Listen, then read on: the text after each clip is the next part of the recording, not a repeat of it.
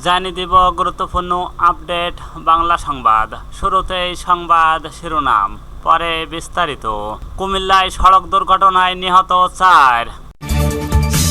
এরপর জানিয়ে দিব গণ অভ্যুত্থানে আহতদের চিকিৎসা সরকারি খরচে। সর্বশেষ জানিয়ে দিব সাগরে লঘুচাপ, দুঃসংবাদ দিল আবহাওয়া অফিস। এতক্ষণ শুনছিলেন সংবাদ শিরোনাম, এবার বিস্তারিত। তার আগে অনুরোধ থাকবে আজকের এই ভিডিও সম্পর্কে আপনার মূল্যবান মতামত এবং জানিয়ে দিন কোথা থেকে আমাদের এই সংবাদ শুনছেন এবং দেখছেন। ভিডিওটি ভালো লাগলে লাইক, কমেন্ট ও শেয়ার করে সবাইকে দেখার সুযোগ করে দিন। কুমিল্লায় সড়ক দুর্ঘটনায় নিহত 4। কুমিল্লার 14 গ্রামে সড়ক দুর্ঘটনায় শিশুসহ 4 জন নিহত হয়েছেন। বিষয়টি কালবেলাকে নিশ্চিত করেছেন মিয়াবাজার হাইওয়ে থানার ওসি রইসউদ্দিন। শুক্রবার 6 সেপ্টেম্বর ভোর 6টার দিকে উপজেলা বাতিসা নানাকরা ও এলাকায় যাত্রীবাহী বাস ও মাইক্রোবাস সংঘর্ষে এই দুর্ঘটনা ঘটে। গণ অভ্যুত্থানে আহতদের চিকিৎসা সরকারি খরচে। জুলাই থেকে শুরু বৈষম্য বিরোধী ছাত্র আন্দোলন। এক পর্যায়ে এক দফার চূড়ান্ত আন্দোলনে ছাত্র জনতার অভ্যুত্থানে গত 5ই আগস্ট পতন হয় আওয়ামী লীগ সরকারের। এই আন্দোলনের প্রাণ হারায় কয়েকশো ছাত্র জনতা। আহত হয়ে 18,000-এর বেশি মানুষ চিকিৎসা নেন দেশের সরকারি বেসরকারি হাসপাতালে। আহতরা এখনও কাতরাচ্ছেন হাসপাতালে। শুধু জাতীয় অর্থোপেডিক্স ও পুনর্বাসন প্রতিষ্ঠান নিটোর চিকিৎসা নিচ্ছেন শতাধিক মানুষ। তাদের অনেকের উন্নত চিকিৎসার জন্য বিদেশে নেওয়া প্রয়োজন। এছাড়া দীর্ঘমেয়াদী চিকিৎসা লাগছে অনেকের। অন্তর্বর্তীকালীন সরকার আহতদের চিকিৎসার দায়িত্ব নেওয়ার ঘোষণা দিয়েছেন।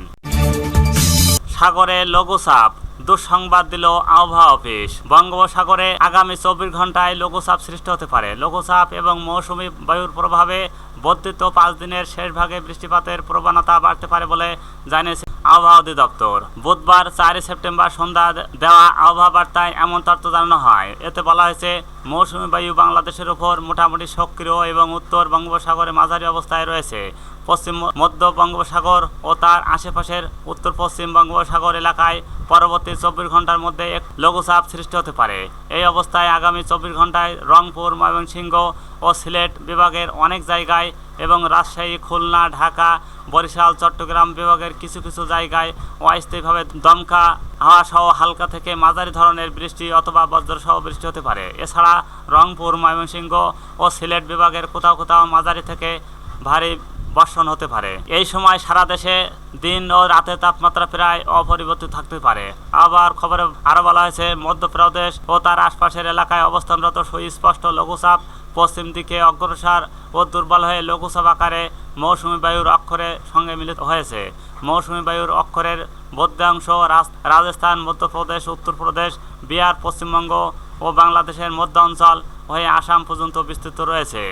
এছাড়া বৃহস্পতিবার 5 সেপ্টেম্বর সন্ধ্যা 6টা থেকে পরবর্তী 24 ঘন্টায় রংপুর, ময়মনসিংহ বিভাগের কিছু কিছু জায়গায় এবং রাজশাহী, ঢাকা, খুলনা, বরিশাল, চট্টগ্রাম ও সিলেট বিভাগের 2-1 জায়গায় অস্থায়ী দমকা হওয়া সহ হালকা থেকে মাঝারি ধরনের বৃষ্টি অথবা বজ্রসহ বৃষ্টি হতে পারে। রংপুর ও ময়মনসিংহ বিভাগের কোথাও কোথাও মাঝারি থেকে ভারী বর্ষণ হতে পারে।